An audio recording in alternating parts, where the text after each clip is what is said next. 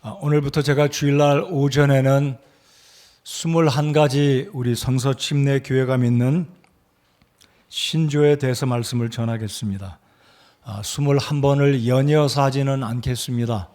21번을 연이어서 하면 조금 성도님들이 지루해할 분도 계실지 모르겠지만 간간히 또 제가 하나님께서 주시는 말씀을 전하겠고요.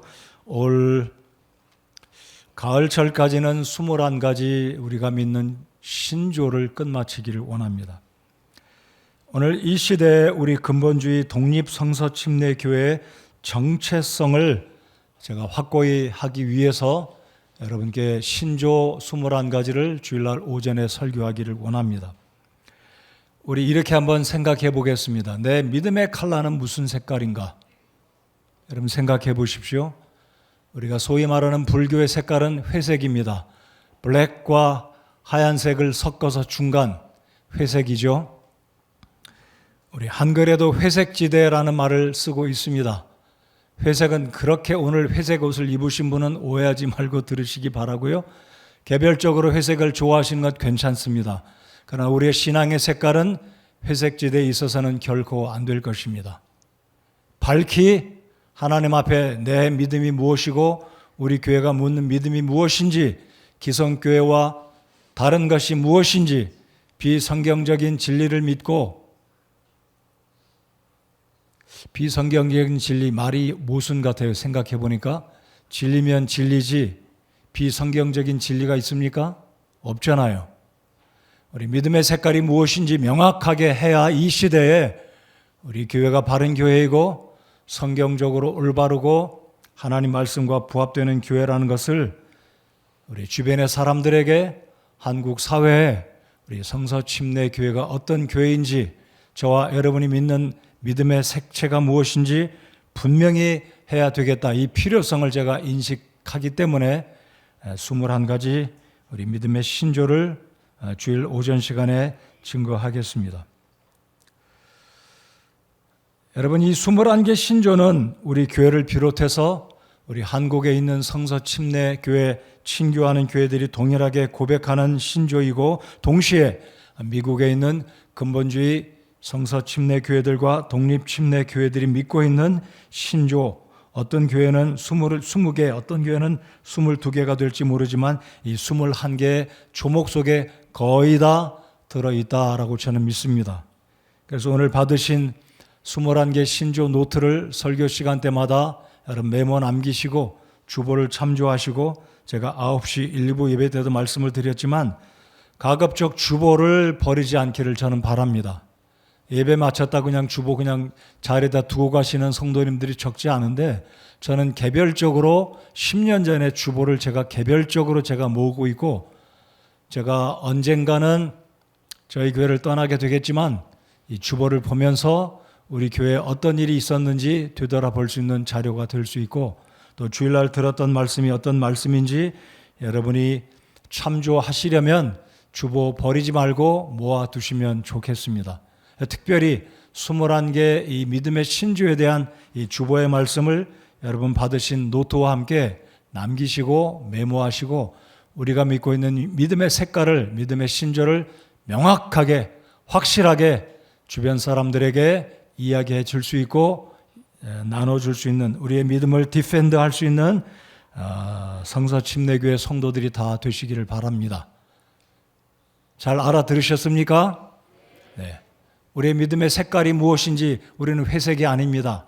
빨간색이면 빨간색이고 파란색이면 파란색이지 이것도 아닌 짬뽕의 믿음이 아니라는 것, 확실하게 우리 성서침례교회 성도답게 우리의 믿음의 칼라를, 믿음의 깃발을, 믿음의 정체성을 분명히 하시는 우리 성서침례교회 모든 성도들 다 되시기를 바랍니다. 담임 목사의 의지와 제 뜻을 이해하시고 함께 이 믿음의 신조 21가지를 확실하게 배우시고 확신 가운데 거하시는 우리 교회 성도 여러분들 모두가 되시기 바랍니다. 자, 신조란 뜻은 한자로 믿을 신자, 조목조자, 조목조 또는 가지조 이런 의미로 곁가지조.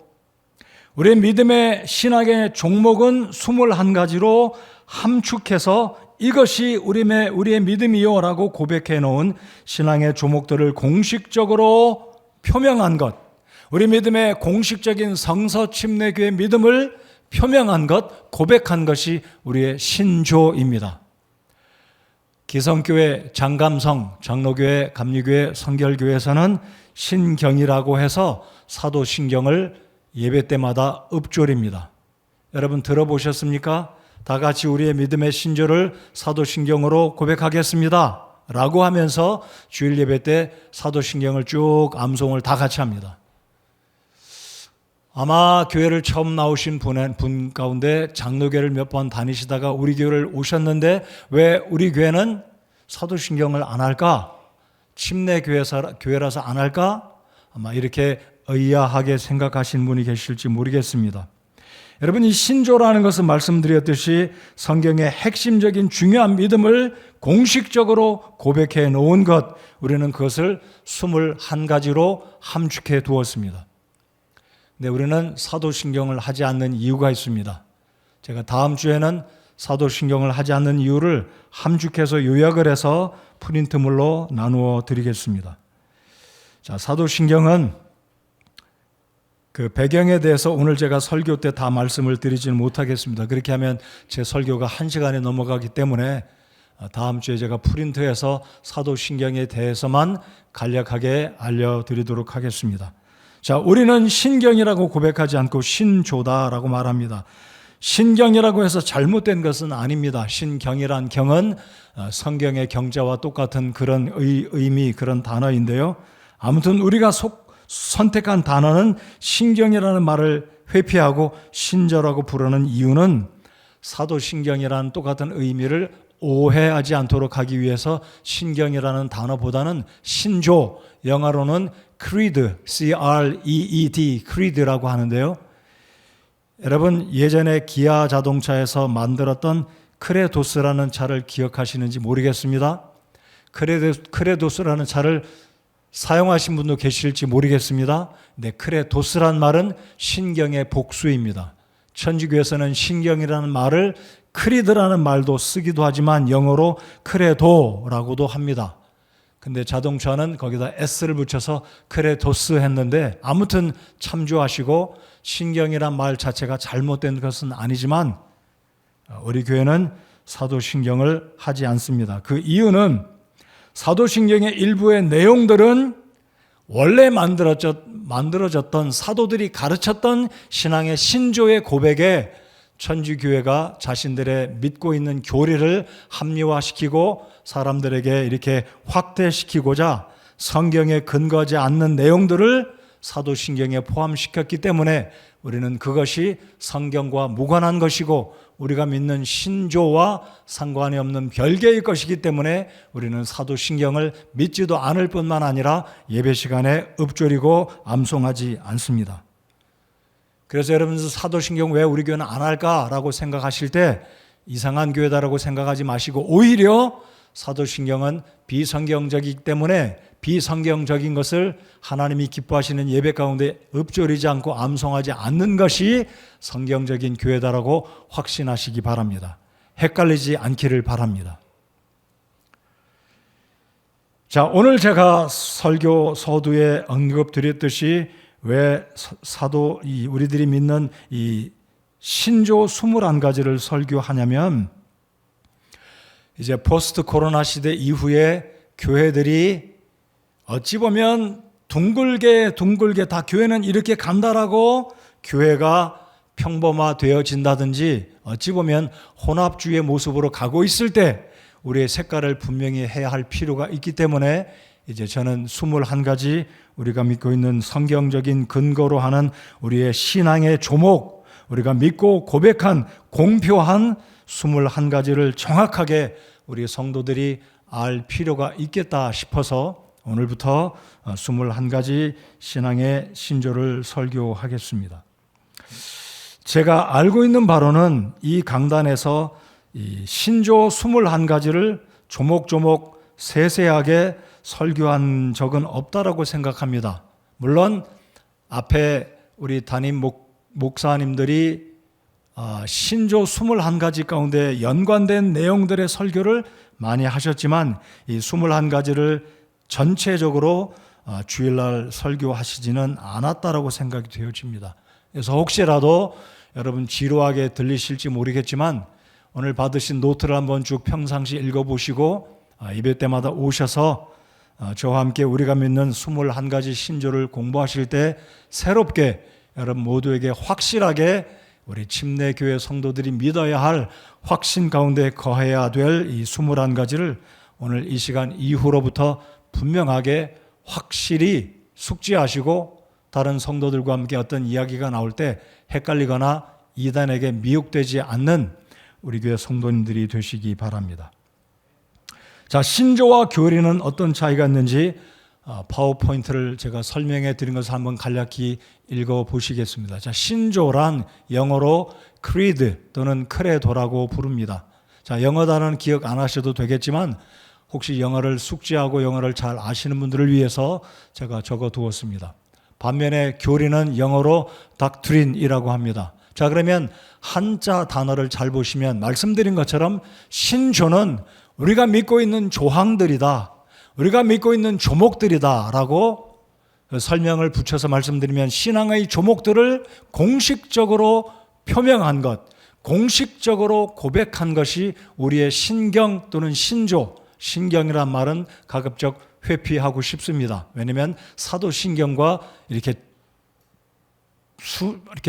겹쳐가지고 헷갈리지 않기 위해서 우리는 신경이라는 단어보다는 신조라는 단어를 선호합니다. 참조하시기 바라고요. 자, 그러면 신조와 교리는 근본적으로는 큰 틀에서는 같다라고 말씀드릴 수 있겠지만 교리의 의미는 한자를 보시면 성경의 중요한 핵심 내용들을 체계적으로 가르치는 것. 예를 들어 보겠습니다.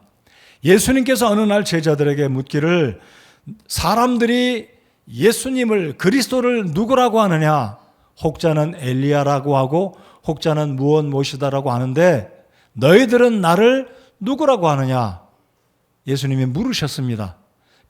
그럴 때 베드로가 대답하기를 주는 그리스도시요 살아계신 하나님의 아들이십니다 라고 예수님께서 물어보셨고 대답한 이런 과정들이 교리다라고 생각하시면 되겠습니다. 그래서 교리는 성경의 골자, 기초가 되는 아주 중요한 가르침들, 그것을 교리라고 하는데 이 중요한 핵심들을 풀어서 가르치는 것을 교리라고 합니다. 반면에 신조는 우리가 믿고 있는 골자들을 축약해서 모아가지고 발표하고 공표하고 그리고 선언하는 것이 우리 믿음의 신조입니다. 우리 믿음의 신조가 몇 가지라고요? 21가지입니다. 네, 오늘 첫 번째 넘버원 신조는 나머지 20가지보다 굉장히 중요한 첫 번째. 이 첫 번째 신조가 무너진다면 나머지 20가지는 의미가 없다라고 해도 과언이 아닐 것입니다. 왜냐하면 우리의 신앙의 근거는 하나님 말씀으로부터 출발하기 때문에 이 성경이 하나님 말씀이 아니다라든지 성경은 오류가 있다라고 이야기한다면 우리의 믿음의 신조는 사상누각이 될 수 있고 그림과 같은 가짜, 거짓 것, 허황된 것.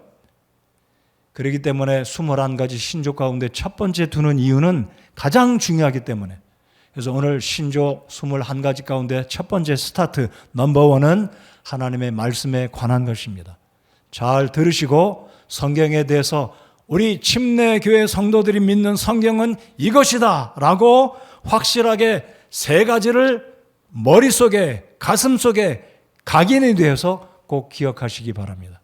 어렵지 않습니다. 3가지. 성경은 하나님의 성령에 의해서 기록된 것이다. 성경은 우리 신앙의 최고의 권위를 가진 책이다. 성경은 오류가 없다. 3가지. 자, 신조 넘버원. 여러분 받으신 노트의 1번이 이 내용입니다. 우리 다 같이 읽고 제가 설교 본론으로 들어가겠습니다. 자, 읽겠습니다. 노란 글자를 잘 기억하시고 여러분 노트에 줄을 그어 두시기 바랍니다. 다 같이 한번 읽겠습니다. 시작.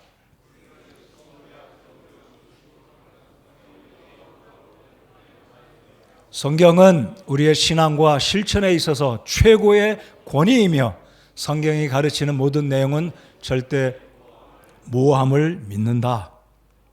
자, 오늘 첫 번째 신조 넘버 1, 성경에 대하여.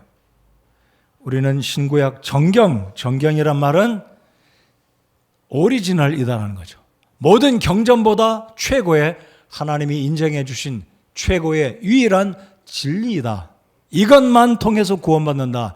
이것만이 66권만이 하나님이 인정해 주신 계시의 성령의 감동을 입어 기록된 책이기 때문에 발을 정자를 써서 정경이다. 영어로 캐넌이라고 부릅니다. 제가 조금 더 설명을 드리겠습니다. 캐넌이란 의미는 대포를 캐넌이라고 하기도 하지만 캐넌이란 말은 줄이다, 자다라는 말입니다. 척자, 척 33.3인가요?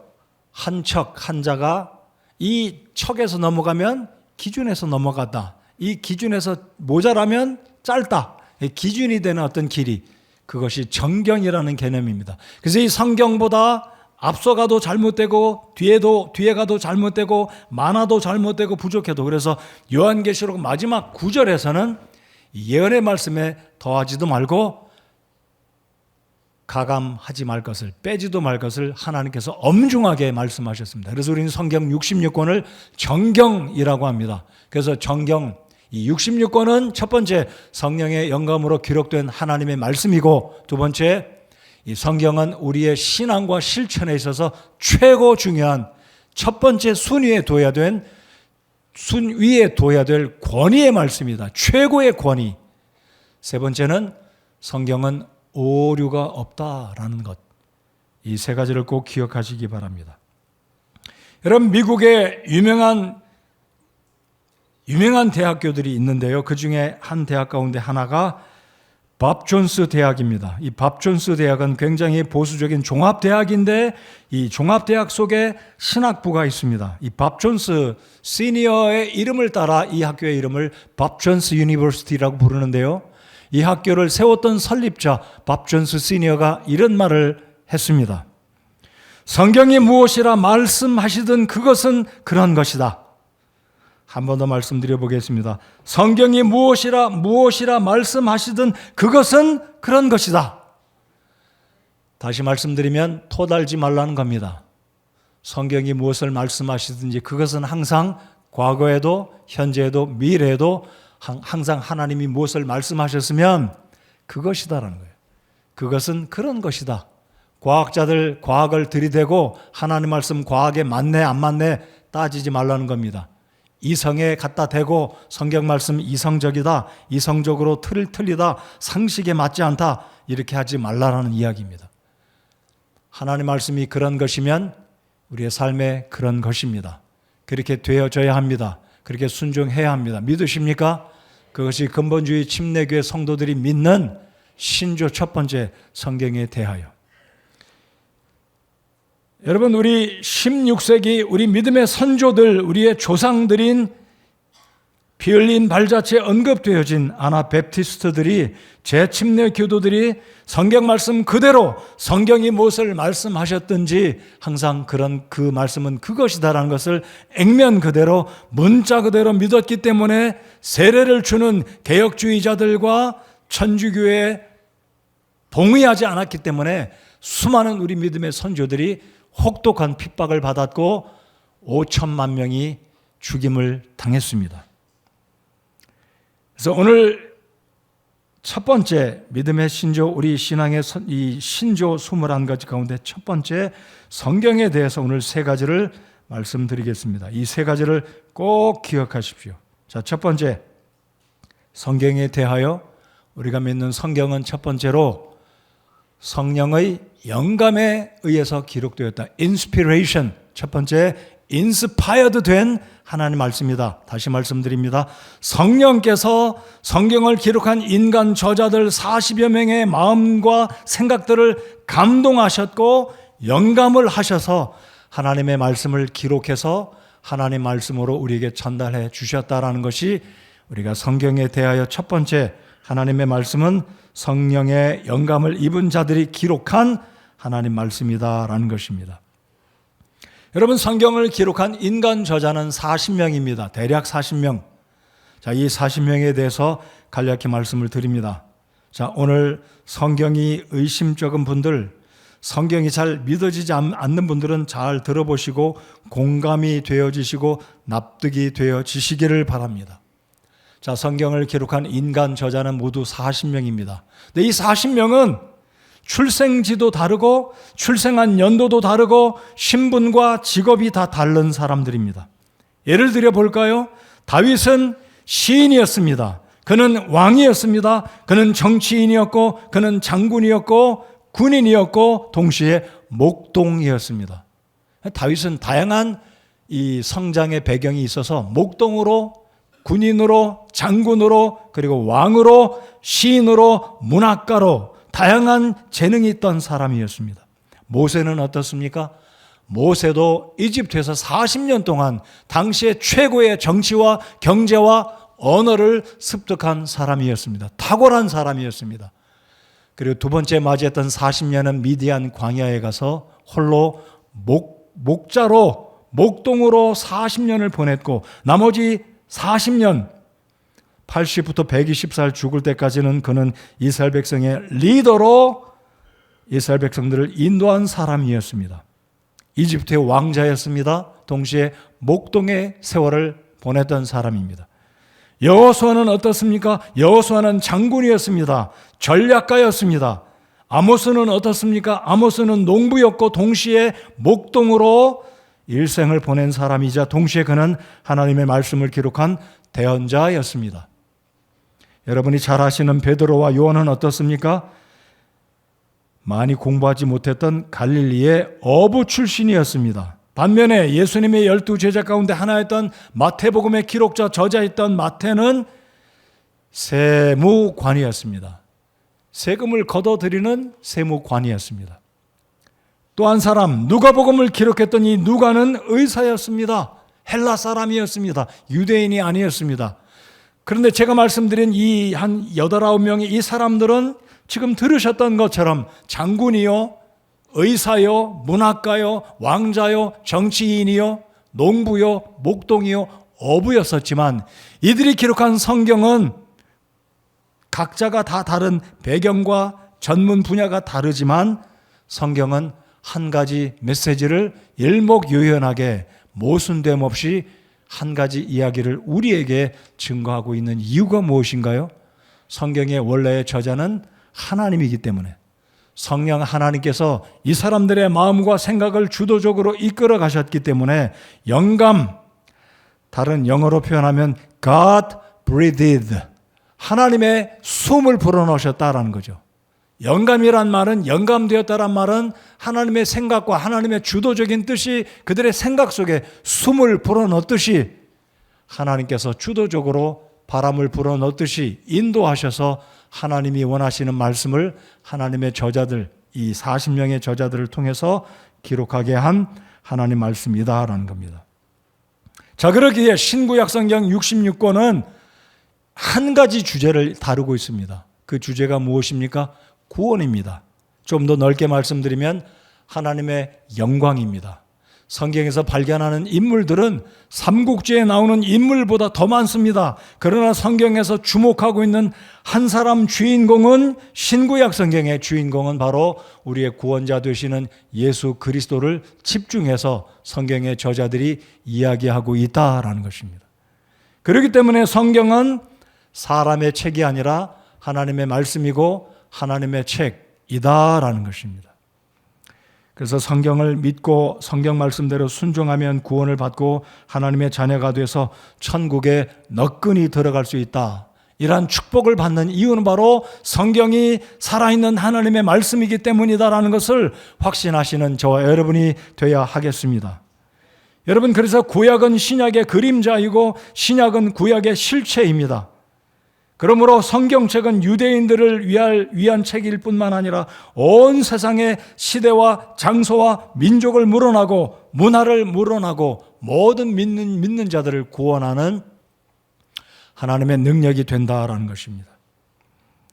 여러분, 성경은 기록된 지 이미 2000년이 지났습니다. 성경의 마지막 책이 기록된 것은 여러분이 아시는 것처럼 요한계시록입니다. 요한계시록이 기록된 것은 주후 90년경입니다. 그런데 지금까지 성경은 40억 권 이상이 프린트돼서 전 세계 3,700 언어 이상으로 보급이 되고 있습니다. 여러분, 이 세상에 어떤 책이 40억 권이 프린트된 적이 있습니까? 3,700개 언어로 보급된 적이 있습니까? 잘해야 라틴어 아니면 스페인어, 독일어, 영어, 중국어, 일어 이 정도이겠죠. 그러나 3,700 언어 이상으로 번역이 되었고 40억 권 이상으로 2000년이 지나는 지금까지도 세계 베스트셀러로 그 자리를 자리하고 있는 이유는 성경은 바로 사람들이 기록한 사람의 말이 아니라 살아계신 하나님의 말씀인 줄 믿기 때문입니다. 자, 그래서 성경은 첫 번째로 우리가 믿음으로 고백한 믿음의 신조 성경에 대하여 첫 번째, 성경은 하나님이 저자이시고 성령의 감동을 입은 자들이 기록했기 때문에 성경은 하나님의 영감으로 기록된 책이다라는 것 확신하시기 바랍니다. 자, 두 번째, 우리가 믿고 있는 믿음의 신조 첫 번째 성경에 대하여 성경책은 성경의 권위에 대한 성경의 이 권위가 있는 권위를 우리가 믿는다라는 것, authority. 자, 이 세상의 모든 책보다 이 세상의 어떤 학자보다 어떤 교수보다 어떤 박사들이 말한 것보다 최고의 권위를 지닌 책이 바로 성경이다라는 겁니다. 여러분, 우리나라에도 헌법이 있지 않습니까? 성경은 헌법 위에 있는 줄 믿으시기 바랍니다. 우리 그리스도인들에게는 최고의 권위, 최고의 존중하고 지켜야 될 시간과 장소를 떠나 우리가 생명을 다해서 지켜야 될 말씀, 최고의 권위는 성경이다라는 것 확신하시기 바랍니다. 어떤 통치자보다 어떤 위험 있는 리더보다도 하나님의 말씀이 우리 삶의 모든 영역에 성경은 선포하는 진리에 대하여 하나님께서 우리에게 주신 절대적인 표준, 최고의 가치, 최고의 진리라는 것을 우리가 믿기 때문에 두 번째 성경에 대하여 우리의 믿음의 고백 속에 첫 번째 신조 속에 들어있는 성경에 대하여 두 번째 골자는 성경의 권위를 우리는 믿고 존중하고 따라가야 한다라는 것입니다. 여러분, 19세기에 들어서서 유럽에서 문예 부흥이 일어나면서 르네상스, 즉 경제가 성장하면서 과학의 급진적인 발전과 동시에 경제가 부강하고 성장하면서 사람들 생각 속에 자유주의 신학이 들어오게 됐습니다. 경제가 부흥하고 발전함에 따라서 잘 먹고 살게 되면서 성경의 권위를 사람들이 인정하지 않게 됐습니다. 돈이 최고다, 돈이 신이다. 성경을 이성적으로, 성경을 진화론적으로 보면서 창조론을 부인하면서 성경의 권위가 서서히 떨어지기 시작했습니다. 19세기부터. 그리고 지금 무슨 세기인가요? 21세기입니다. 200년이 지난 오늘 이 시점에서 성경의 권위는 이전보다 훨씬 더 떨어졌습니다. 그렇기 때문에 우리 성서침례교회 근본주의 우리 침례 교도들은 여전히 무슨 시대가 되었건 앞으로 100년이 지나고 주님이 더디 오신다 할지라도 여전히 우리 삶에 있어서 최고의 권위는 하나님 말씀이 되는 줄을 믿어야 하는 것입니다. 여러분, 그렇게 믿으십니까? 네, 우리 믿음의 확신 가운데 두 번째 성경에 대한 확신은 성경은 최고의 권위를 지닌 것이다. 최종적인 권위다. The ultimate authority라고, 최종적인 권위다라고 우리가 믿어야 한다라는 것입니다.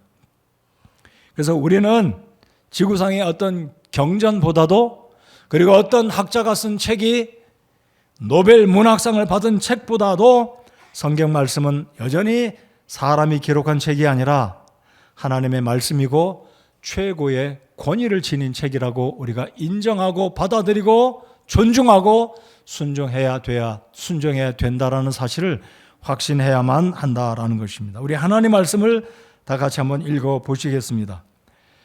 히브리서 4장 12절 13절을 우리 같이 한번 읽어 보시겠습니다. 시작.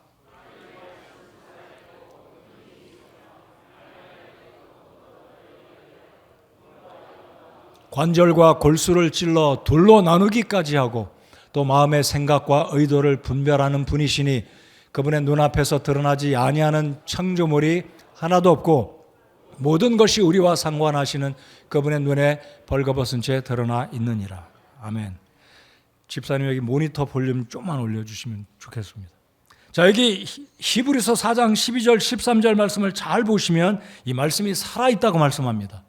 하나님 말씀이 살아있다는 의미는 이 세상의 어떤 가르침, 어떤 책보다도 월등히 탁월한 비교할 수 없이 권위적인 권위를 지닌 말씀이다라는 것을 우리는 인정해야 한다라는 것입니다.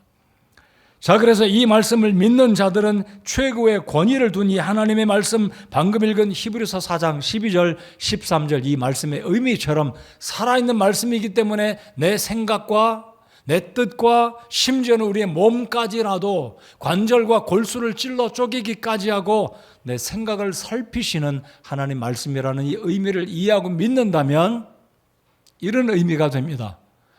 하나님의 말씀은 내가 죄인인 것도 아시는구나.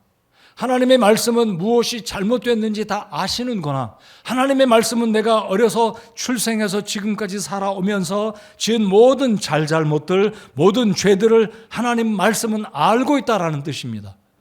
그리고 이 말씀을 믿고 내가 죄인됨을 인정하고 회개하고 예수 그리스도를 내가 믿게 되면 구원받게 된다는 사실을 성경 말씀은 우리에게 알려주고 있다라는 것입니다. 그래서 이 하나님의 말씀을 진리로 믿고 최종의 권위로 믿고 하나님 앞에 회개하고 예수님을 마음속에 구주로 영접하면 구원받고 천국에 갈 수 있다는 사실을 이 아침에 다시 한번 확신하시고 믿음으로 말미암아 구원받는 아직 구원받지 않은 분이 계시다면 그렇게 되기를 바랍니다. 자, 이제 세 번째가 되겠습니다. 자, 우리 신조 첫 번째 신조 가운데 성경이 너무나 중요하기 때문에 21개 신조 가운데 맨 앞자리에 두었다라고 말씀을 드렸습니다. 이 성경에 대한 세 가지 핵심. 성경은 하나님의 성령으로 감동을 입은 자들이 기록해서 적어둔 하나님의 말씀이다라는 것. 그리고 우리의 삶에 온 세상의 모든 책들 가운데 모든 경전 가운데 탁월하게 비교할 수 없이 최고의 권위를 지닌 책이 성경이라는 것. 자, 그리고 세 번째, 성경은 오류가 없다. 성경의 무호성에 대해서 infallibility, fallible 이 말은 오류가 있다, 오류적이다, 실수가 있다 그런 뜻인데 앞에 in이 붙으면 부정을 부정하는 긍정이 되어서 성경은 무호하다, 오류가 없다라는 것입니다. 자, 성경은 영감으로 기록된 것, 성경은 최고의 권위라는 것, 그리고 세 번째 성경의 무호성을 확신하고 믿는 저와 여러분이 되시기를 바랍니다. 여러분, 감리교회 창시자 존 웨슬리는 이런 말을 했습니다. 만약 성경에 어떤 잘못이라도 있다면 수많은 잘못이 있다는 것과 같다. 만약 성경에 하나라도 그릇된 내용이 있다면 성경은 진리 하나님에게서 주어진 것이 아니다라고 명확하게 이야기했습니다. 그렇습니다. 성경에는 눈꼽만큼도 한 글자, 한 단어도 한 문장도 틀림이 없다라는 것입니다. 단지 전제가 있다면 성경 원본에 의해서 성경 원본에는 글자 하나도 한 획도 한 문장도 한 구절도 성경의 66권 어떤 권도 오류가 없다라는 것을 우리는 믿어 의심치 않습니다. 이것이 우리 침례교도 우리 성도들이 믿어야 될 신조 첫 번째 것, 성경에 관해서. 성경은 세 번째로 무오하다라는 것. 여러분, 하나님이 무오하심을 믿으십니까? 하나님이 무오함이 없으신 것처럼 그분께서 우리에게 주신 말씀 또한 무오하다라고 믿는 것입니다. 여러분, 만약에 성경에 무오하다면, 성경이 오류가 있다면 상당히 심각한 문제에 빠지게 됩니다. 그러나 성경은 감사하게도 원본에 있어서, 원본 성경에 있어서 성경은 오류가 없다라고 저는 믿고 여러분도 믿으시리라고 제가 믿습니다. 여러분, 그렇게 믿으십니까? 여러분, 우리가 믿고 있는 이 말씀, 우리가 증거하는 이 말씀, 우리가 믿고 따르는 이 말씀은 원문 성경에 있어서 하나님께서 최초에 주신 40명의 기록자들에 의해서 주신 원본 성경은 한 글자도 한 단어도 한 문장도 틀림이 없는 완벽한 성경이라고 믿습니다. 자, 그렇다면 우리 생각해 봅시다. 우리 손에 원본 성경이 없어요.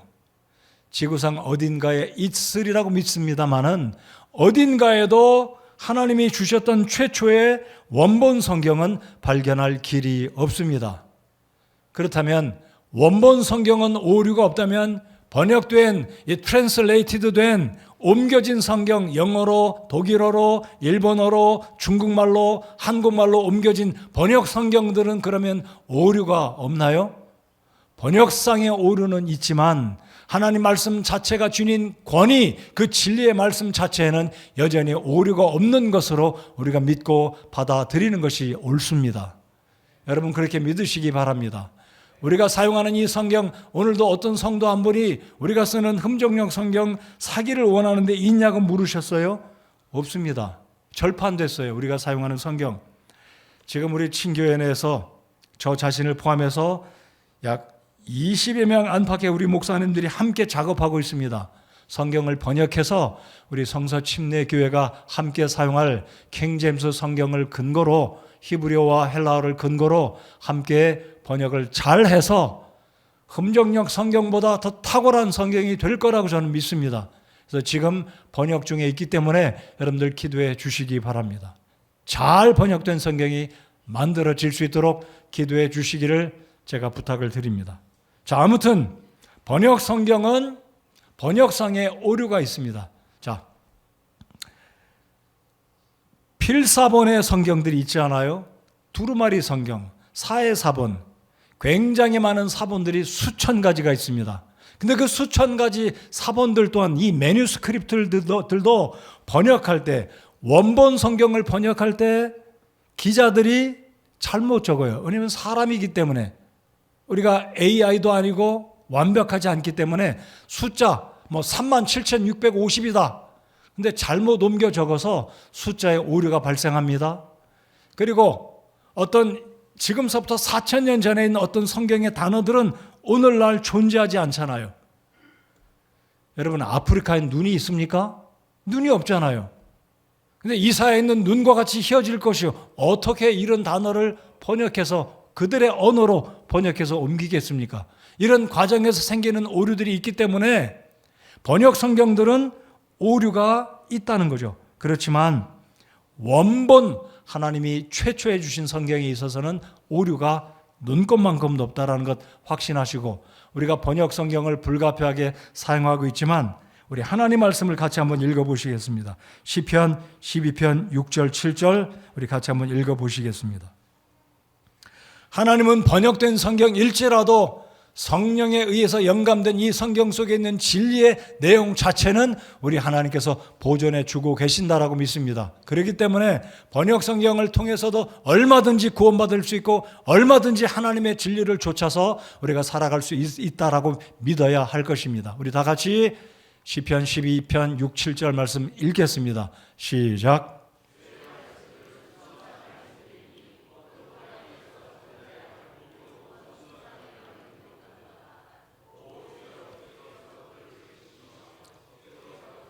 이 세대로부터 영원히 보존하시리이다. 아멘. 오 주여, 주께서 그것들을 지키시며 주께서 그것들을 이 세대로부터 영원히 보존하시리이다. 비록 하나님의 원본 성경은 어디 있는지 알지 못합니다. 그것은 하나님의 섭리라고 믿어요. 하나님의 주권적인 역사라고 믿습니다. 왜요? 성경을 찾아 발견하면, 원본 성경을 찾으면 사람들이 우상으로 섬길까 봐 하나님께서 원본 성경은 흔적 없이 어딘가에 자취를 감춰두시고, 그 원본 성경에서 거의 다를 바가 없는 수천 권의 매뉴스크립트들을 필사가들에 의해서 옮겨 적게 했습니다. 그리고 시대가 흘러감에 따라서 라틴어로, 독일어로, 영어로, 중국어로, 한국어로 번역하게 하셔서 오늘날 우리 손에 하나님의 보존된 이 말씀이 우리 손에 들려져 있다는 겁니다. 참조로 제2의 영감으로 기록되는 성경은 오늘날 존재하지 않는다라고 기억하시기 바랍니다. 이게 무슨 뜻이냐면, 소위 말해서 KJV 성경만이 다른 언어들은 모두 다 제쳐놓고 영어로 번역된 KJV만이 제2의 성령의 감동을 입어 기록되었다라고 말하는 것은 우린 믿지 않습니다. 그것은 성경적으로 옳지 않기 때문입니다. 졸고 계시는 분 자 눈 뜨시고 정신 차리고 들으십시오. 미국에서 이슈로 되고 있는 킹제임스 온리를 저는 믿지 않고 우리 교회 믿지 않습니다. 모르겠습니다. 여러분 가운데 어떤 분은 개별적으로 나는 킹제임스 온리를 믿는다 할 수 없어요. 그건 여러분 개인이니까. 그러나 저는 여러분 교회 담임 목사로 킹제임스 온리만을 믿지 않는 사람입니다. 하나님께서 주신 모든 성경은 오늘 읽으신 시편 12편 6절 7절 말씀처럼 번역된 성경이지만 하나님은 영감으로 기록된 원문 성경에서 번역되어지고 옮겨진 이 성경들을 통해서 하나님은 진리 자체의 의미를 통해 얼마든지 하나님의 권위를 우리에게 전달해 주시고 구원해 주시고 교훈과 책망과 바르게 함과 의로 교육하기에 유익하게 하고 또 모든 선한 일을 행하기에 구비되어지는 능력의 하나님 말씀으로 주고 계신다라고 저는 믿기 때문입니다. 또는 이렇게 말해서도 안 됩니다. 마귀 성경이다, 사탄 성경이다. 이거는 굉장히 잘못된 말입니다. 이런 말 하면 안 됩니다. 바르지 않은 것입니다. 얼마든지 번역 성경을 통해서도 구원받을 수 있습니다. 그러나 우리가 선택해야 되는 것 가운데는 최고로 잘된 번역 성경을 통해서 읽고 그 말씀을 존중하고 따라가고 그 말씀을 따라 우리의 믿음의 삶 가운데 순종해야 되는 것은 맞는 표현입니다.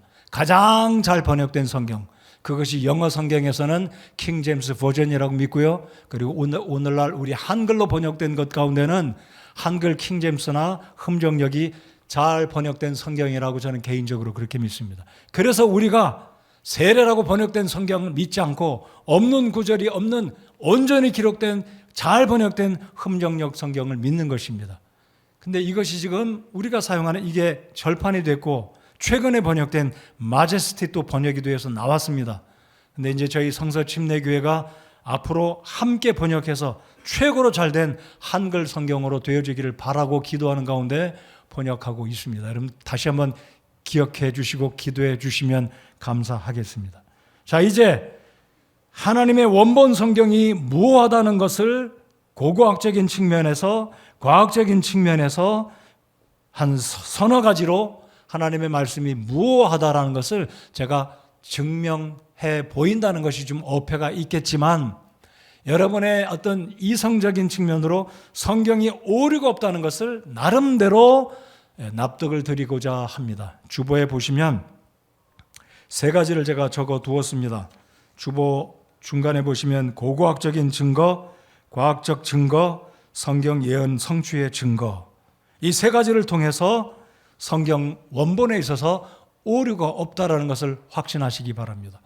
혹시 이 말씀을 들으시는 여러분들 가운데 성경은 여전히 여러분 번역 성경은 오류가 있어요. 숫자적으로. 그렇지만 이 성경은 충분히 숫자적인 오류가 있고 번역상의 언어적인 차이, 문학적인 차이, 문화적인 차이가 있기는 하지만 이 성경도 충분히 죄인들로 하여금 구원받고 이 성경을 통해서도 얼마든지 하나님께서 이 말씀의 진리에 보존하신 그 능력을 통해 오늘 이 시대를 살아가기에 조금도 부족함이 없다라고 저는 믿습니다. 여러분 그렇게 믿으시기 바랍니다.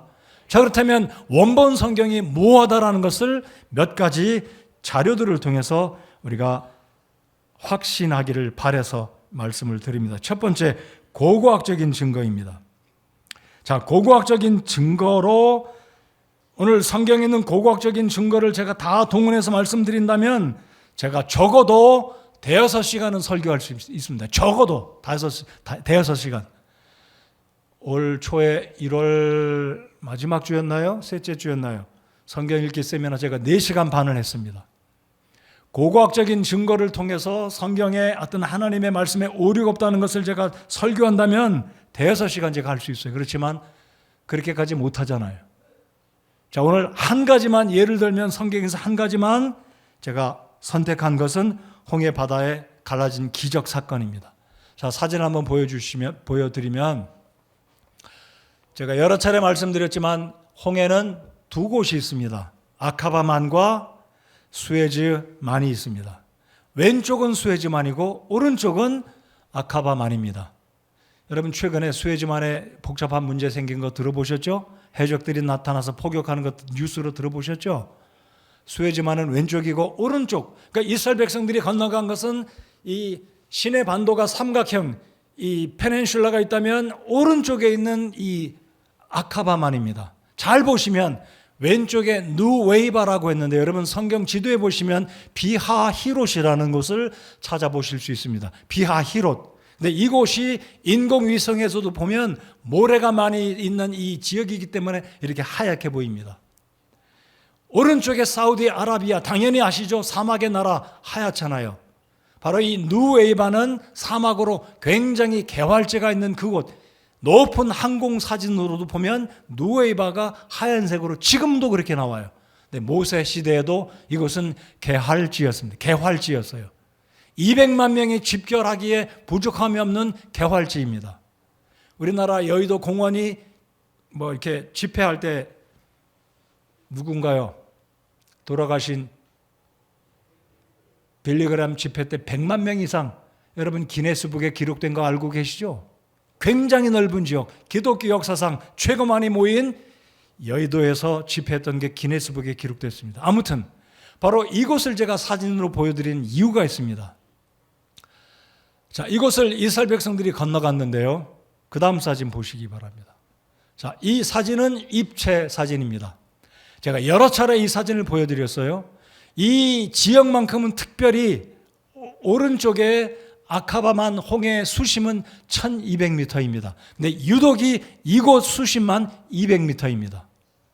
폭이 몇 킬로인가요? 6킬로 정도. 길이는, 넓이는 15킬로 정도. 하나님께서 누웨이바로 이스라엘 백성들을 인도하시고 이 지점에서 건너가게 하신 것은 결코 우연이 아니다라는 것. 자, 그러면 고고학적 증명으로 홍해 사건이 실제 벌어졌다는 것을 이제 보여드리겠습니다. 다음 사진 보시겠습니다. 자, 이것이 지금도 홍해바다 속에 들어가면 수에즈 쪽이 아니고요, 아카바만 쪽, 사우디아라비아 쪽에 실제 이 시내산이 있는 그곳으로 건너간 이 바다 속에는 주전 14세기, 15세기, 정확하게 1445년경에 파라오의 군대가 이스라엘 백성들을 죽이려고 뒤쫓아왔다가 바닷속에 모두 바닷물이 합쳐질 때 빠져 죽은, 모두 수장당했던 이 파라오의 병거가 지금도 있다라는 거예요. 그 다음 사진 보여주십시오. 자, 지금 잠수부가 사진을 찍는데 이것은 특별 기계로, 특별 사진기로 찍은 사진입니다. 왜냐하면 수천 년이 지났기 때문에 이 병거에 산호초들이 붙어서 잘 안 보이는데 특별한 사진으로, 마치 MRI 같은 특별 기계로 찍었더니 이 수레에 축이 보이고 두 바퀴가 보이는 겁니다. 자, 그 다음 사진 보십시오. 자, 이것은 항공사진입니다. 이건 그린 게 아니고 실제 항공사진인데요. 수심이 깊은 곳은 시퍼렇게 나오고 얕은 곳은 하얗게 보입니다. 자, 제가 화살표를 일부러 빨간색으로 줄을 걷는데요. 크로싱 루트라고 해서 이스라엘 백성들이 건너간 지점, 이 지점이 어떤 지점이라고요? 제일 수심이 얕은 200m.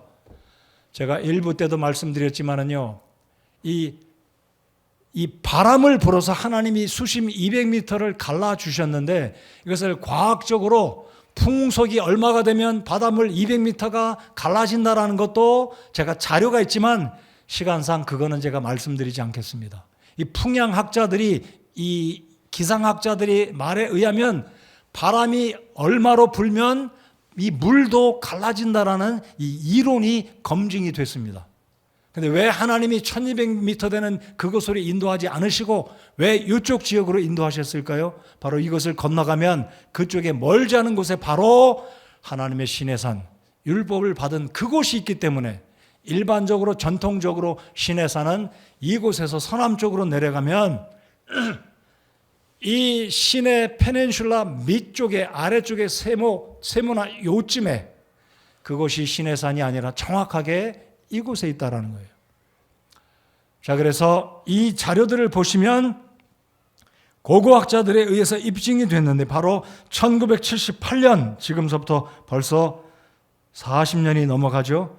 론 와이어트라는 해양 이 박사가 해양 탐사팀을 만들어서 이 아카바만 홍해바다를 들어가서 바로 이 지점에 들어가서 촬영하고 조사를 해봤더니 바로 이 지점이 정확하게 홍해바다 홍해 기적 사건이 일어난 것이다라고 고고학적인 자료를 통해서 출애굽기에 일어난 홍해 사건이 실제로 발생했다라는 것이 입증이 된 겁니다.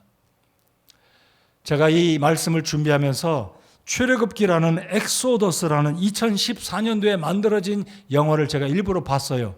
근데 그 영화에 어떤 사건이 어떤 모습으로 이 영화가 진행이 되냐면 그럴듯하게 잘 만들었습니다. 10가지 기적들이 있잖아요. 10가지 사건들이요. 메뚜기 재앙, 피해 재앙, 개구리 재앙, 장자가 죽는 재앙 그렇잖아요. 그런 장면들을 잘 묘사를 했는데 제가 아쉽게 안타깝다, 이 거짓말이다라고 보여지는 장면이 뭐냐면 이스라엘 백성들이 이 지역에서 건너가는데 썰물 때 건너가게 영화를 만들었어요. 여러분, 홍해 바다 기적은 썰물 때 하나님께서 백성들을 건너가게 한 것이 아닌 줄 믿으시기 바랍니다. 썰물 때가 아닙니다. 하나님은 전능하신 하나님께서 엄청난 바람을 불게 해서 바다를 갈라져서 벽이 되게 하시고 맨 땅처럼 건너가게 했다는 거예요.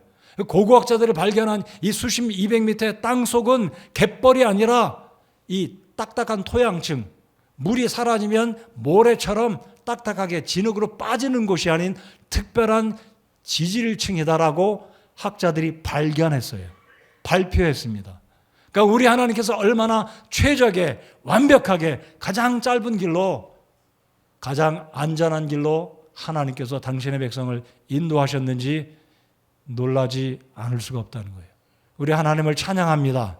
우리 능력의 주님을 찬양하고 기록된 이 사건은 우연이 아니라 실제로 우리 전능하신 하나님께서 당신의 백성을 구출하셨다라는 겁니다. 자, 이제 고고학적인 증거에 이어서 두 번째로 과학적인 증거를 몇 가지만 말씀드리겠습니다. 여러분, 지구가 둥글다는 것을 사실 사람들이 알게 된 것은 주전 5세기, 6세기 이전에는 몰랐습니다. 동양의 이론처럼 코끼리가 떠받치고 있어서 끝까지 멀리 가면 절벽으로 떨어져 죽는다라는 게 동양의 철학이었고 동양의 개념이었습니다. 근데 서양에서 이 그리스에서 신라의 철학, 이 신라가 아니라 히랍, 그리스에서 히랍이라는 게 제가 중국어를 아는 게 병이에요. 중국말로는 이제 신라 그러는데 저도 모르게 신라 그랬는데요. 아무튼 양해해 주시기 바라고요. 그리스나 이 히랍에서는 지구가 둥글다는 것을 알게 된 것은 여러분이 아시는 플라톤이나 아리스토텔레스가 5세기, 6세기에 있어서 별을 보고 이 지구가 도는 것을 별자리는 움직이지 않는데 지구가 둥글다는 것을 주전 5세기, 6세기에 비로소 알게 됐습니다.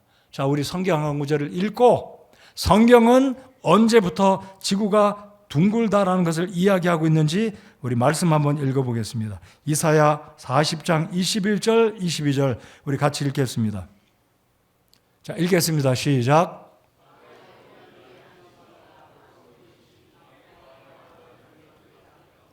그분께서 하늘들을 휘장같이 펼치시며 그것들을 거주할 장막같이 펴시고, 자, 이 21절 상반절을 잘 보시면 땅의 원 위에 앉으신 이가, 여러분, 땅 위에 원 위에 앉으셨다는 의미는 간접적으로 직접적으로 이 지구가 둥글다는 것을, 땅의 원 위에 앉으신, 지구 위에 우주의 한가운데 특별히 북쪽 위에 북극성 위에 좌정하시는 하나님께서 지구를 둥글게 만드셨다.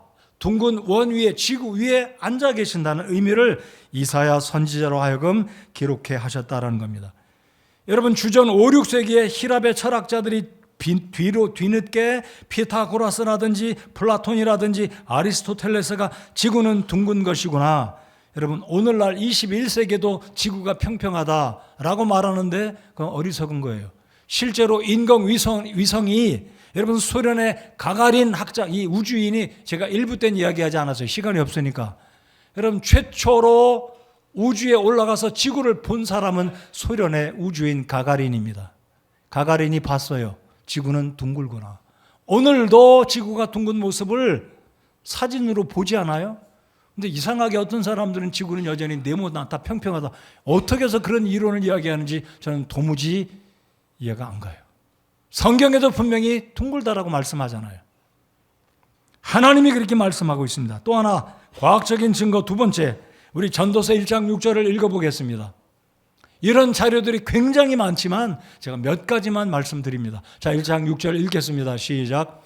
바람은 남쪽으로 가다가 북쪽으로 돌이키며 계속해서 빙빙 돌다가 자기의 순환 회로에 따라 되돌아가고. 순환 회로 빙빙 돌다가 이게 무엇이냐면요, 물이 돈다라는 겁니다. 물이 수증기가 돼서 하늘로 올라가고 이것이 구름이 되어서 다시 온 지구를 적신다. 수증기로 올라간다. 근데 이것 또한 지구의 학자들은 19세기 이전에는 물이 돈다라는 것 이해 못했어요. 수증기가 되어서 하늘로 올라간다? 상상을 못했습니다. 왜냐하면 물은 항상 위에서 밑으로 내려간다. 과학적으로 말씀드리면 물은 중력을 거스르지 못한다는 게 상식입니다. 우리도 모두 상식으로 알아요. 물 뿌려보십시오. 올라가나요? 흩어지긴 하겠지만 여전히 땅으로 내려옵니다. 중력을 위반할 수는 없어요. 그러나 이 물이 위로 올라간다. 방금 읽었던 이 말씀처럼 자기의 순환 회로에 따라, 여러분 이 말씀을 잘 보셔야 됩니다. 물은 하나님이 정하신 자기의 순환 회로에 따라 움직인다라는 거예요. 이게 무슨 뜻이냐면, 여러분 5대양 6대주 5대양에 있는 모든 물들이 수증기가 되어서 올라가지 않으면 지구는 존재할 수 없습니다. 죽어요. 생태계가 무너집니다. 비가 없다고 생각해 보십시오. 근데 이 많은 비가 어디서 옵니까? 계속 하늘에서만 내려오나요? 그게 아닙니다. 하나님이 만드신 5대양에서 수증기가 돼서 올라가고 다시 내려오고 올라가고 내려오고 빙빙 돈다라는 이 사실을 주전 600년 700년 전에 성경은 이미 기록해 두었다라는 거예요. 근데 과학자들은 19세기가 돼서야 비로소 이 사실을 알았다는 거죠. 여러분 16, 17세기에 페로와 마리오테라는 이 학자들이 뒤늦게 수증기가 돼서 물도 위로 올라가는구나. 물은 항상 지구의 중력을 거스리는 것은 당연하지만 물도 지구의 중력을 거스리고 올라간다라는 것을 뒤늦게 한 겁니다. 그러나 성경은 이미 이 사실을 알았습니다. 성경이 알았다는 것은 무슨 의미입니까? 하나님은 다 아시는 분이세요. 하나님이 지으셨기 때문에 그것을 하나님은 성경에 영감을 입은 저자들을 통해 기록해 두었고 우리에게 알려주심으로 성경은 오류가 없는 진실의 책이다, 하나님의 말씀이다라는 것을 직접적으로 간접적으로 증명하고 있는 줄 믿으시기 바랍니다. 자, 한 가지 더 흥미로운 이야기를 해드리겠습니다. 우리 욥기 28장 25절을 먼저 한번 같이 읽어보겠습니다. 욥기 28장 25절 다 같이 읽겠습니다. 과학적으로 생각하고 읽어보세요. 시작. 바람들의 무게를 정하시고 물들을 되어 무게를 정하시느니라. 물에 무게가 있는 거 당연하죠. 물 1리터는 1kg입니다. 맞죠? 생각해 보니까 맞는 것 같아요. 물 1리터는 1kg입니다. 맞아요. 근데 이 말씀 잘 보세요. 물들을 되어 무게를 정하셨다. 이거 이론을 제기할 사람 아무도 없어요. 물 1리터 1kg니까요. 근데 잘 보세요. 바람들의 무게를 정하셨다. 바람이 무게가 있다?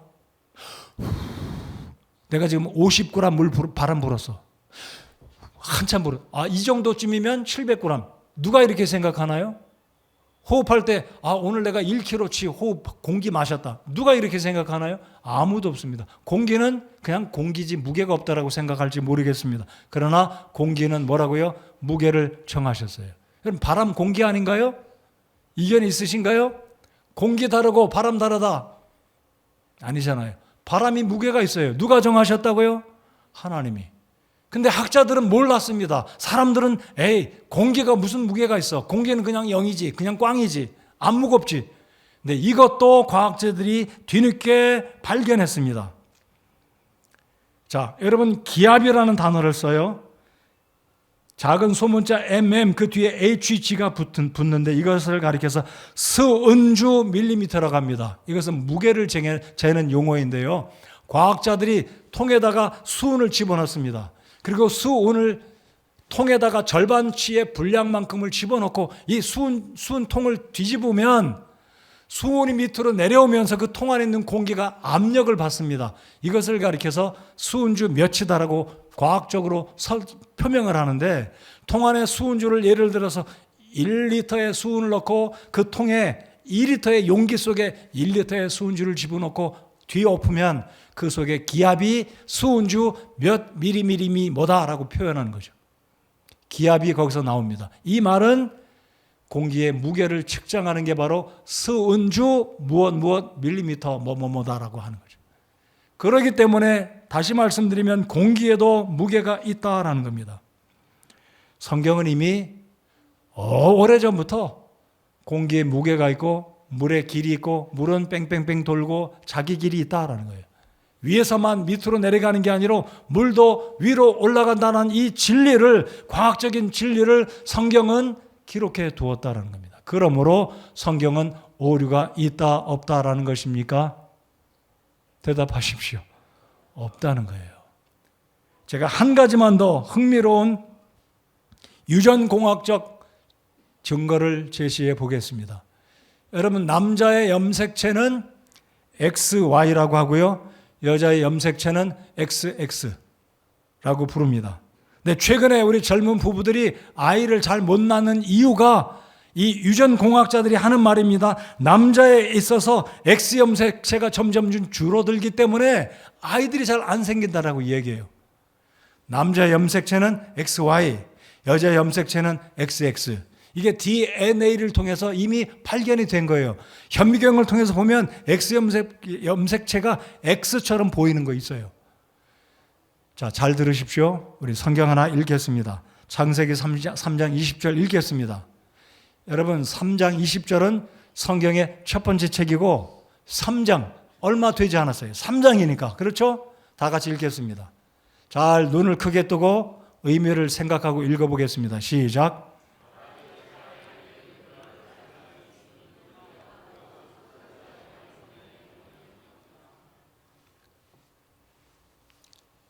이브, 하와는 온 인류의 모든 자들의 어머니입니다. 이 어머니 염색체는 하나밖에 없어요. 모든 지구상의 인류 역사상 태어났다가 죽은 지금 살아있는 모든 사람들은 하와로부터 염색체를 물려받았어요. 남자들은 달라요. 근데 모든 지구상에 존재하는 남자 여자들은 모두 다 하와로부터 염색체를 이어받았다. 그래서 성경은 말씀하시기를 아담이 자기 아내 이름을 이브라 하였으니, 이브란 뜻은 흙이란 뜻입니다. 여자다란 뜻입니다. 자, 흙이다, 여자다. 자, 이 의미를 잘 보시고, 이는 그녀가 모든 산자의 어머니였기 때문이더라. 이 의미는요, 지구상의 역사상 존재하는 모든 사람들은 하와의 한 사람 여자로부터 염색체를 물려받고 다음 세대에게 전달해 준다는 거예요. 근데 과학자들은 이걸 몰랐어요.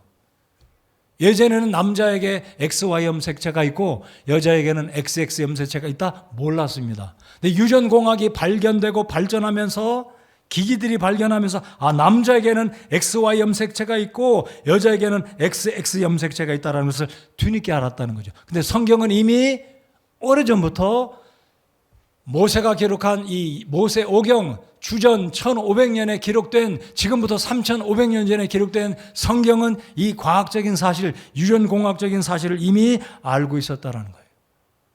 우리를 지으신 하나님은 그렇게 만드셨습니다. 자, 그래서 미토콘드리아 이야기를 하고, 다시 한번 성경은 오류가 없다는 걸 기억해 주시기 바랍니다. 자, 미토콘드리아 들어보셨습니까? 미토콘드리아. 모든 살아있는 저와 여러분의 세포 속에, 한 사람의 세포는 몸속에 수십 개 조의 세포가 있습니다. 이 세포가 세포 분열을 일으켜야 노화가 더디되고 면역력이 증가돼서 살아가는 거예요. 근데 이 세포 분열이 멈춰지면, 미토콘드리아가 죽으면 그 사람은 죽는 겁니다. 노화가 빨리 오는 거예요. 우리 속엔 다 미토콘드리아가 다 들어있습니다. 최소 단위. 근데 이 미토콘드리아는 계속해서 끊임없이 세포 분열을 이루어갑니다. 이 속에 바로 DNA가 들어있는 거고 XX, XY 염색체가 미토콘드리아 속에 들어있는 것입니다. 누가 만들었다고요? 하나님이 만드셨습니다. 하나님이 아니면 이 세상에 어느 누구도 이 오묘한 신묘막측한 사람을 만들 수 있는 능력을 지닌 사람은 아무도 없습니다. 하나님이 만드셨음을 믿으시고 우리 하나님께 찬양과 감사를 올려드리십시다. 옆에 사람 바라보세요. 신묘한 분이십니다라고 얘기해 보겠습니다. 신묘한 분이십니다. 맞습니까? 당신은 세상에 둘도 없습니다라고 또 한번 말해 봅시다. 정말입니다. 자, 오늘 제가 강조하고 있는 것은 성경은 무오하기 때문에 고고학적으로, 과학적으로, 유전공학적으로, 생물학적으로 이렇게 성경의 내용은 이미 이런 모든 사실들을 기록해 두었는데 사람들은 뒤늦게 아는 거예요. 과학이 발전함에 따라, 지성이 발전함에, 지식이 증감에 따라. 근데 성경은 이미 과학책이 아닙니다. 성경은 수학책이 아닙니다. 물리학책이 아닙니다. 생물학책이 아닙니다. 그럼에도 불구하고 하나님은 성령의 영감을 받은 성경학자들을 통해서 하나님 말씀을 기록했기 때문에 이 성경은 모든 것들을 다 담아두고 우리에게 알려주고 있는 오류가 없는 하나님의 말씀이다라는 것을 증명이 지금 되고 있는 겁니다. 증명이 되고 있는 건가요? 증명이 잘 되고 있습니까? 저에 의해서 납득이 되어지고 있습니까? 제가 수동태로 말씀드린 거예요. 말이 이상하잖아요. 저에 의해서 납득이 되어가고 있나요? 다시 말씀드립니다. 하나님은 우리를 납득시키고 있으신가요? 하나님의 말씀은 오류가 없다고 믿으시면 아멘 하십시다. 이게 바로 놀라운 하나님의 말씀입니다. 하나님의 말씀은 오류가 없다라는 것. 자, 이제 끝으로 네 번째. 성경의 말씀은 어떤 구절도 어떤 책도 한 단어도 한 글자도 오류가 없다는 의미를 네 번째로 성경 예언 성취의 증거를 말씀드리겠습니다. 여러분, 성경에 수많은 예언들이 있습니다. 굉장히 많은 예언들이 있습니다. 그런데 이 예언들을 보면 구약의 예언이 있고 신약의 예언이 있습니다. 예수님과 연관된 예언이 있고요. 이스라엘 나라에 대한 예언이 있고요. 말세의 종말에 일어날 세상의 현상들에 관계된 예언들이 있습니다. 예언들을 다 이야기하기보다 예수님의 오실 것, 예수님의 초림을 이야기한 8가지 내용, 예를 들면 예수님은 베들레헴에 태어날 것이다. 예수님은 가룟 유다에 의해서 배반당할 것이다. 예수님의 몸은 은 30냥에 팔릴 것이다. 예수님은 십자가의 죽임을 당하신 후에 3일 만에 부활하실 것이다. 예수님의 무덤은 여전히 비어있을 것이다. 등등의 8가지 예언을 과학자가, 수학학자가 확률적으로 집계를 내서 발표한 책이 있었습니다.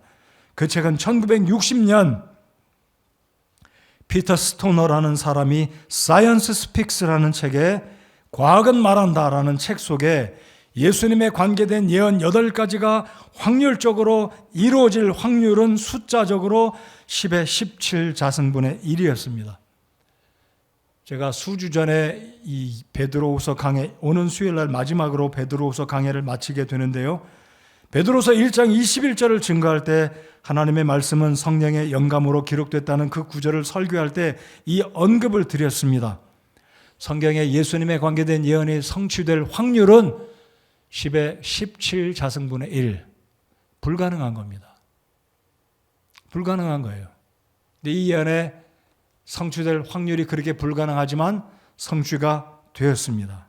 확률적으로 불가능하지만 예수님의 성취는 예언은 정확하게 이루어졌기 때문에 성경의 예언은 오류가 아니라 정확하게 이루어졌고 완성됐고 성취되었고 앞으로 남은 성경의 예언도 성취될 것을 우리는 그러므로 믿어야 하는 것입니다.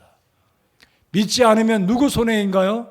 믿지 않는 자들은 하나님의 말씀을 경홀히 여겼고 하나님의 그 굉장한 권위를 무시했기 때문에 죄 가운데 죽고 결국은 불호수에 던져져서 영원한 형벌에 처하게 될 것입니다. 이 말씀을 믿는 자는 하나님의 권위를 믿는 자입니다. 다시 말씀드리겠습니다. 잘 들어주십시오. 성경의 권위를 믿는다라는 것은 하나님의 권위를 인정해 드린다라는 것과 동일합니다. 여러분, 하나님을 인정하고 존중하는 자는 성경을 존중하고 믿고 이 말씀을 두렵게 지키고 순종하고 우리 삶에 적용해야 하는 것과 같은 뜻입니다. 믿으십니까? 그러면 하나님 말씀을 순종해야 합니다. 하나님 말씀을 액면 그대로 이 성경이 무엇이라고 말하고 있든 그것은 항상 그런 것이다라고 믿어야 된다라는 것입니다. 말씀의 결론입니다. 성경은 나라와 민족과 문화와 시간을 초월해서 성경이 만들어진 2000년이 지난 지금 이 시대에도 여전히 세계 베스트셀러입니다. 이 성경은 지금도 온 세상에 보편적이고 우주적인 우수성, 탁월성을 지니고 있기 때문에 성경은 성경입니다. 성경은 성경으로 우리가 믿고 받아들이고 순종해야 하는 것입니다. 디도서 1장 2절을 다 같이 읽겠습니다. 함께 읽겠습니다. 시작. 영원한 생명의 소망 안에서 사도가 되었는데 이 생명은 거짓말 하실 수 없는 하나님께서 세상이 시작되기 전에 약속하셨으나, 성경은 거짓말할 수 없는 하나님이 우리에게 주신, 세상이 시작되기 전에 주신 약속이다라는 것을 바울 사도가 디도서에 기록한 말씀입니다. 자, 베드로전서 1장 23절 25절까지 또 다 같이 한번 읽겠습니다. 23절로 25절 시작. 너희가 다시 태어난 것은 썩을 씨에서 난 것이 아니요 썩지 아니할 씨에서 난 것이니 살아있고 영원히 거하는 하나님의 말씀으로 된 것이니라. 모든 육체는 풀과 같고 사람의 모든 영광은 풀의 꽃과 같으니라. 풀은 마르고 그것의 꽃은 떨어지되 오직 주의 말씀은 영원토록 지속되나니 복음으로 너희에게 선포된 말씀이 이 말씀이니라. 아멘. 하나님 말씀은 사라지지 아니합니다. 세상은 불에 타서 없어질 때가 올 것입니다. 그러나 이 말씀은 한 구절도, 한 글자도, 한 토시도 영원히 사라지지 아니하는 영원한 하나님의 말씀입니다. 자, 주보에 있는 이 5가지 오늘 설교의 결론이라고 할 수 있겠습니다. 주보를 보시든지 아니면 스크린과 모니터를 보시고 우리가 이 바르게 하나님의 이 말씀에 대한 이 3가지를 확신하는 가운데 성경 말씀을 읽고 묵상하고 순종하면 이와 같은 복을 받게 될 것이다. 자, 5가지 우리가 해야 될, 힘써야 될 5가지 우리 다 같이 한번 읽어보겠습니다. 1부터 시작. 성경적이고 분명한 구원의 확신을 갖게 합니다. 2번째, 성경적인 종말론과 미래관을 갖게 합니다. 3번째, 성경적인 교회관을 갖게 합니다. 4번째, 성경적인 역사관과 세계관을 갖게 합니다. 5번째, 성경적인 복음 증거와 선교에 힘쓰게 합니다. 아멘. 우리 믿음의 칼날을 확실히 하시기 바랍니다. 21개 믿음의 신조 배우시고 확신하시기 바랍니다. 다 같이 일어나서 우리 찬송하시겠습니다.